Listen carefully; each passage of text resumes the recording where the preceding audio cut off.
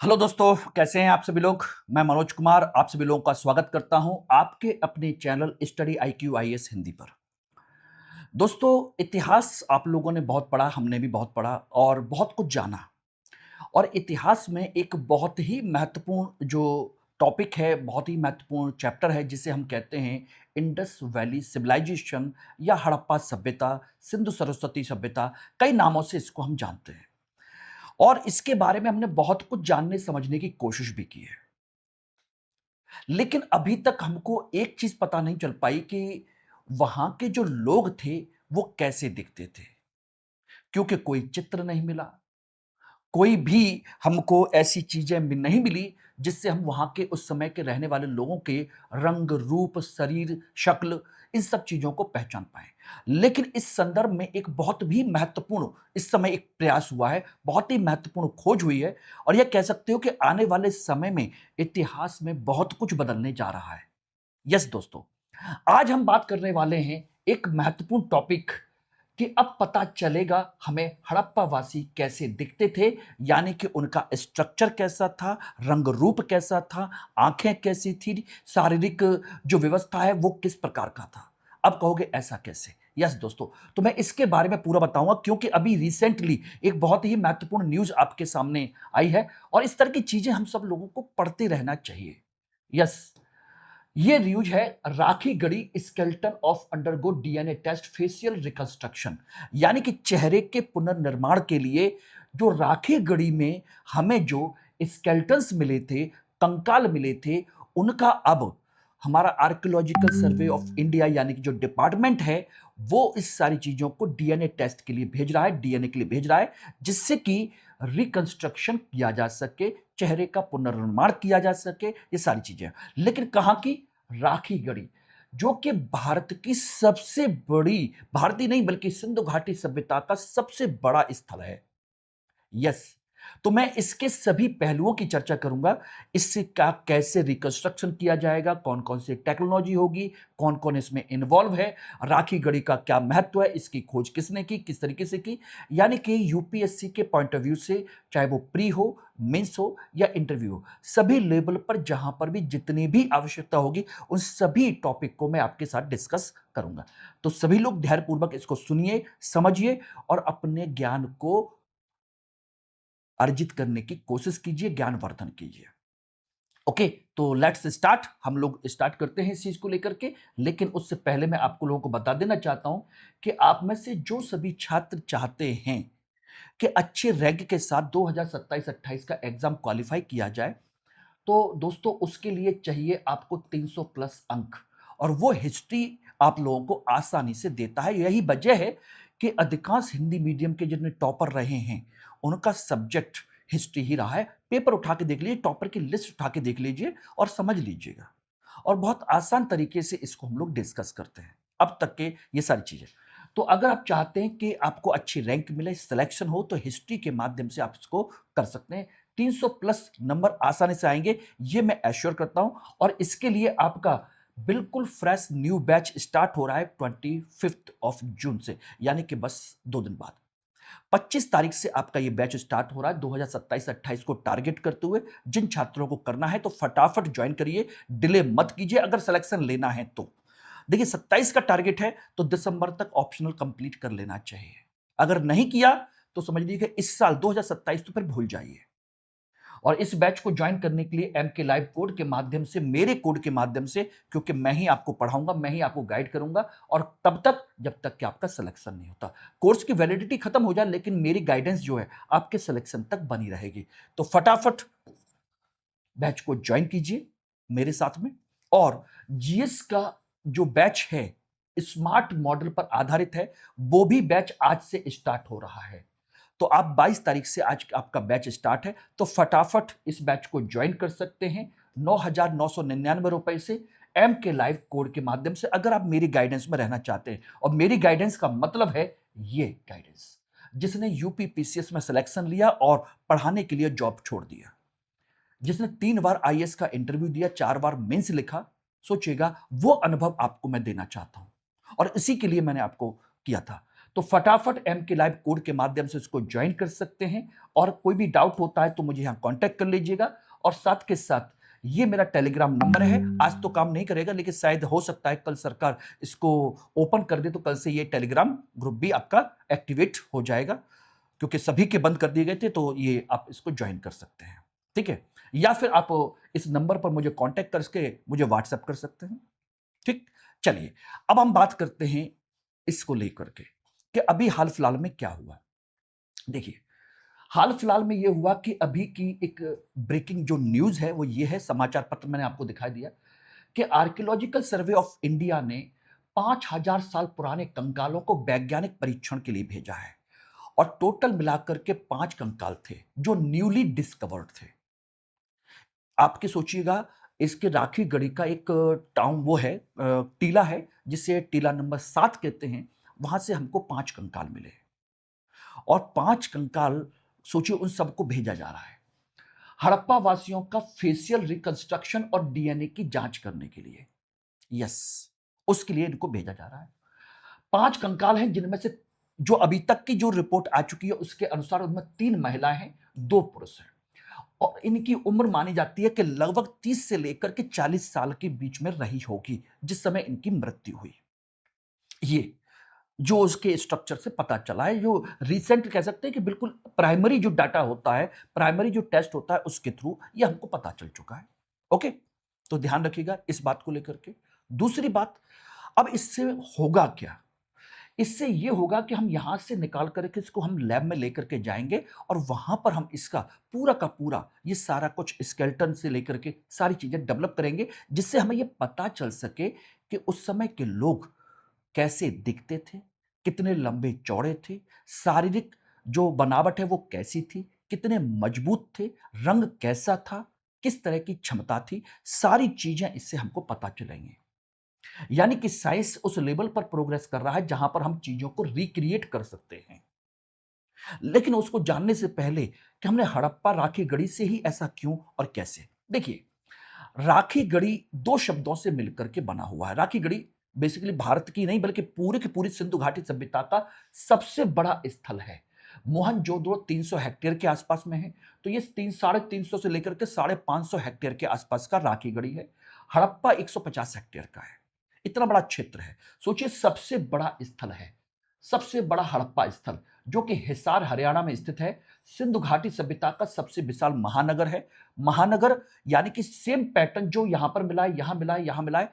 एक किलेबंद बस्ती है, proper town planning है जो कि सिंधु घाटी सभ्यता की विशेषता है। पक्की सड़कें हैं, पक्की ईंटों से बने हुए मकान हैं, 2 भागों में डिवाइड है, ऊपरी भाग, निचला भाग। ये सारी चीजें हैं जैसा कि हम सिंधु घाटी सभ्यता में सारी चीजें देखते हैं, ध्यान रखना। और यहां पर हम जो राखी गढ़ी के बारे में बता रहा था कि बेसिकली स्टार्टिंग में हमें छोटा सा एक टीला हमको देखने को मिला था। यहां पर 2 गांव हैं, राखी शाहपुर, राखी शाहपुर, और दूसरा है राखी खास, राखी खास। ये 2 गांव हैं और इन दोनों गांव के सराउंडिंग में सारी चीजें जो पता चली तो पता चला कि पूरी की पूरी इतनी बड़ी एक बस्ती है जहां आज 2 गांव हैं।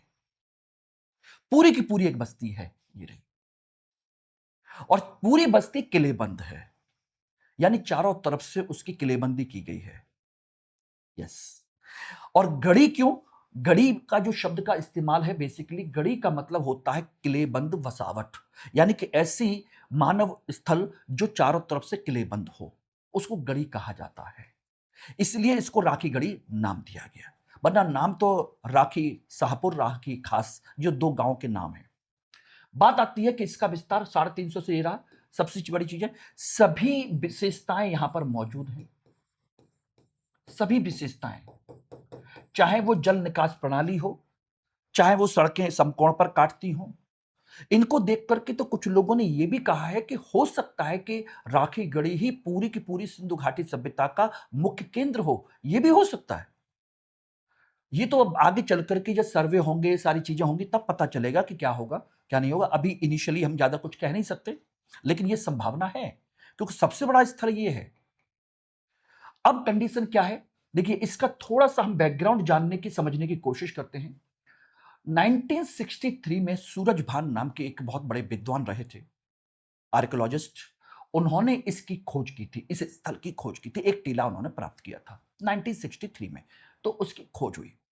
बाद में जाकर के 1997 से लेकर के 2000 तक, यानी कि लगभग कह सकते हैं तो 3 साल के आसपास, इस पीरियड में अमरेंद्र नाथ नाम के एक व्यक्ति ने इस पूरे नगर नियोजन और उसके कब्रिस्तानों की खोज की, कि पूरा स्ट्रक्चर उन्होंने मेजर किया, नगर नियोजन कैसा था, किस तरह का था, वहां पर कब्रिस्तान कौन कौन से थे, टीले कहाँ कहाँ हैं।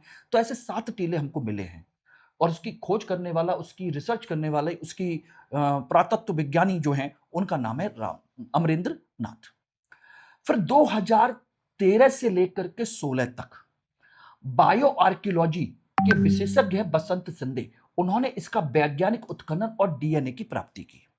यस, यहां से जो स्केलेटन, हड्डियां, बोन्स वगैरह जो मिली, और जो अन्य सामान मिले, खाने पीने के, अनाज वगैरह सारी चीजें, उनका वैज्ञानिक अध्ययन करने का काम किया आपके बसंत सिंधे ने, और इन्होंने वहां के लोगों के डीएनए के बारे में पता करने की कोशिश की। ये सारी चीजें स्टार्टिंग हुई 2013 से लेकर 16 तक।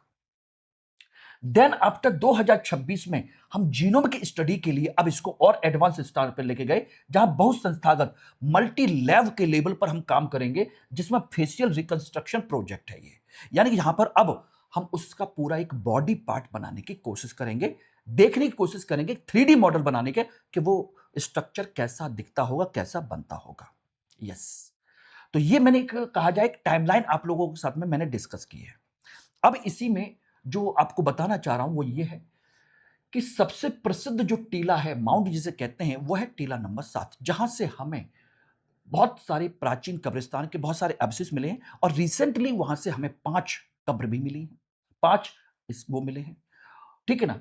इनमें जो दफन किया गया, यहां पर 3 दिखाए गए हैं, 5 मिले हैं टोटल मिलाकर के।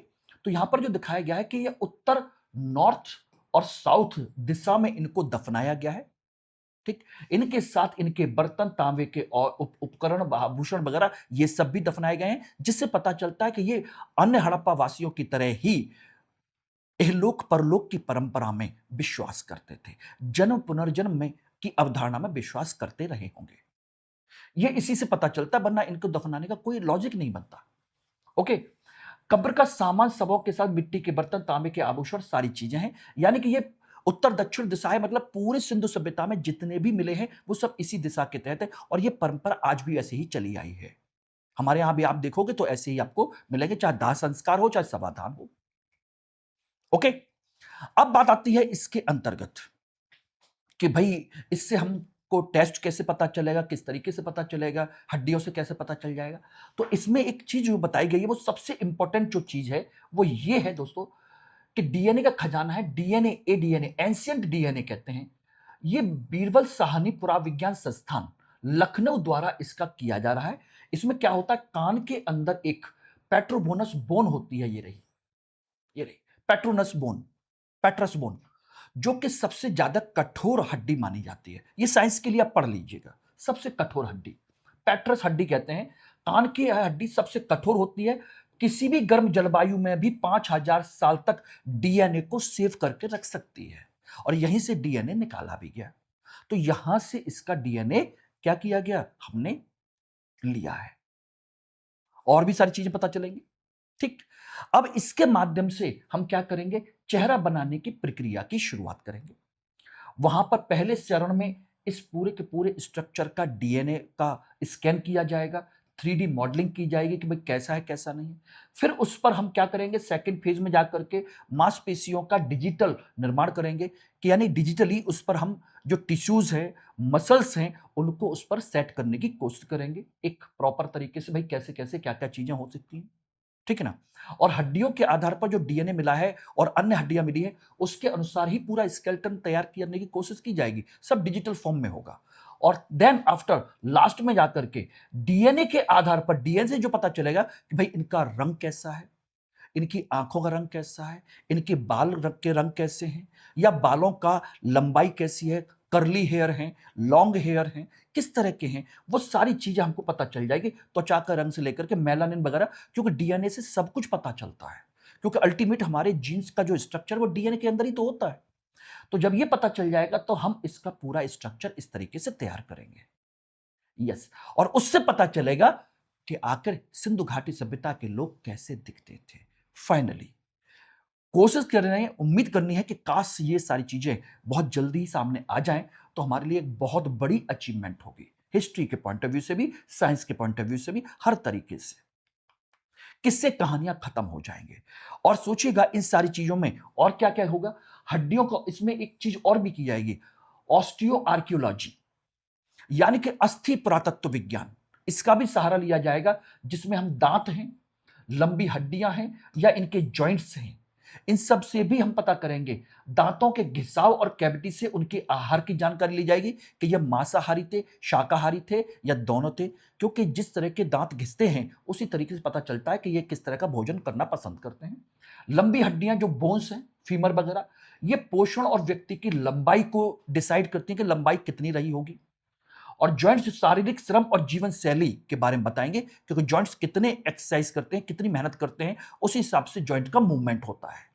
ओके, तो ये बहुत बड़ा इंपॉर्टेंट पार्ट है कि साइंस के बिना हम इसको नहीं कर सकते, और साइंस का यही रोल है, जो जैसा है वैसा आपको बना के दिखा सकता है, इसमें किसी का कोई इंटरफियर नहीं होगा। यस, इसमें ये तो होगा ही, लेकिन इससे पहले 2019 में एक बहुत बड़ी अचीवमेंट हुई थी। यस, 2000 की एक बहुत बड़ी ऐतिहासिक खोज थी, जब हमने राखी गढ़ी से एकमात्र पूरी कंप्लीट महिला का कंकाल हमने प्राप्त किया था, जिसकी जानकारी हमारे सेल जर्नल में प्रकाशित हुई थी। कंप्लीट वुमेन स्केल्टन हमें मिल चुका है, लेकिन वो अकेला था। और जब उसका डीएनए, सारी चीजें हुई राखी गढ़ी की महिला के डीएनए में, जब हमने रिसर्च किया, सारी चीजें की, तो पता चला कि इसमें बाहरी प्रजातियों का कोई भी अंश नहीं है स्टेपीज का, विशेषकर स्टेपीज एंसेस्ट्री, यानी कि इसमें जो स्टेपी के इलाके में रहने वाली जो जनजातियां हैं, जो जातियां हैं, जो पशुपालक हैं, खानाबदोश हैं या अन्य प्रजाति के जो लोग हैं, उनका इसमें कोई भी मिक्सअप नहीं है। इसका मतलब है कि ये लोग यहाँ की स्वदेशी उत्पत्ति के थे, यानी कि यहाँ के लोगों का, सिंधु घाटी सभ्यता के लोगों का ओरिजिनेशन यही हुआ था। बाहर से कोई मिक्सअप नहीं हुआ, डीएनए में कोई मिक्सअप नहीं है। यस, यानी कि बाहर से इसका कोई संकेत नहीं है। हड़प्पा सभ्यता के लोग की जड़ें पूरी तरह से स्वदेशी हैं। इससे पता चलता है कि ये अभी प्राइमरी फेज है।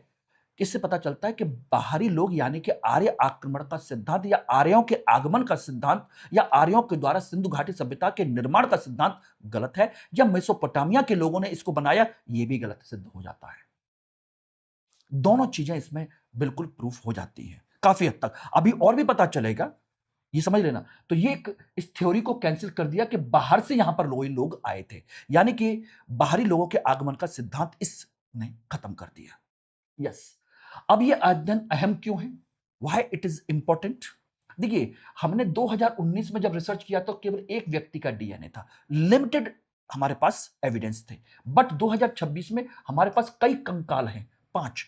जीनोमिक विश्लेषण किया जाएगा पूरा, और उनसे उनके रिलेशन को भी हम फाइंड आउट कर सकते हैं कि इनसे इनकी क्या रिश्तेदारी थी, किस तरह का इनका रिलेशन था, किस तरह के इनके संबंध थे, क्या आपस में ये रिलेटिव थे या बिल्कुल अननोन है, ये सारी चीजें पता चल जाएंगी। यानी कि पूरी तरीके से हमें वैज्ञानिक प्रमाण मिल जाएंगे इनके रहने के, कि उससे पूर्व प्रूफ भी हो जाएगा कि ये लोग यहीं के निवासी थे या बाहर से भी मिक्सअप हुआ था, किस तरीके से हुआ था। So it is important. Okay, इससे पता चल जाए। अभी तक क्या है, हम यही मानते हैं कि हड़प्पा सभ्यता स्वदेशी है, कोई बाहरी आक्रमण नहीं है, ये हम अभी भी मानते हैं। लेकिन कुछ लोग कहते हैं कि नहीं, आर्य आक्रमण है। मध्य मार्ग कहते हैं कि हड़प्पा स्वदेशी थे, बाद में प्रवासन के कारण आनुवांशिक मिश्रण हुआ, कि बाद में कुछ लोग आए और यहां पर मिक्सअप हो गया, ठीक है ना। और तीसरा आयरन माइग्रेट, मध्य एशिया से स्टेपी प्रवासन के सिद्धांत को लेकर के वही लोग आए और उन्होंने ही इस सभ्यता को बनाया। तो 3 थ्योरी है, लेकिन इससे यह पता चल जाएगा कि एक्चुअल में इसमें थ्योरी कौन सी ज्यादा बेटर है। यस, ये पूरा का पूरा रहस्य सुलझ जाएगा। ओके, अब इसमें कौन कौन से संस्थान भाग ले रहे हैं। ASI archaeological survey of India, जो इसका एक्सकेवेशन कर रहा है। बीरबल साहनी जो है, संस्थान लखनऊ वाला, वो रहा एंशियंट डीएनए एनालिसिस कर रहा है। एक एंशियंट ये रहा सर्वे, ठीक है ना, सॉरी एंशियंट क्यों, क्या बोलते हैं उसको, एंथ्रोपोलॉजिकल सर्वे ऑफ इंडिया, वो फेशियल रिकंस्ट्रक्शन का काम करेगा। और डक्कन कॉलेज इसके पूरे के पूरे बायो आर्कियोलॉजी का काम कर रहा है। इसमें एक चीज और भी है, ये अकेला इंस्टीट्यूट नहीं है, ये नहीं है, कुछ विदेशी संस्थान भी हैं। यस, विदेशी संस्थान भी है। Harvard medical school, Harvard medical school, और उसकी एक लाइब्रेरी है, वो लाइब्रेरी को लैब है जिसका नाम है David reach lab, David reach lab, वो भी इसमें शामिल है। यानी कि इसमें इंटरनेशनल ऑर्गेनाइजेशंस भी पार्टिसिपेट कर रहे हैं। यस, तो इसको आप अच्छे तरीके से समझ सकते हैं और उम्मीद है कि इससे हमें बहुत कुछ सीखने का, बहुत कुछ जानने का मौका मिल जाएगा। लेकिन इस समय एक बहुत बड़ी चुनौती आ रही है। चुनौती ये आ रही है कि अधिकांश जो कंकाल मिल रहे हैं वो हमारी सतह से 15 से 20 सेंटीमीटर नीचे मिल रहे हैं। और यहाँ पर बहुत लंबे समय से, चूंकि हरियाणा है, खेती किसानी का इलाका है, और खेती जुताइयों की वजह से क्या हो रहा है कि उनको बहुत बुरी तरीके से नुकसान पहुंच रहा है उन साइट्स को। उसको संरक्षित करने की बात की जा रही है कि भाई इसको किया जाए। ये भी हमारे इस आर्टिकल में इसकी चुनौती को बताया गया है, पढ़िएगा। और ये सिर्फ और सिर्फ ध्यान रखिएगा, इतिहास का नया अध्याय है। यह केवल हड्डियों की खोज नहीं है दोस्तों, यह अपनी जड़ों से जुड़ने का एक क्षण है।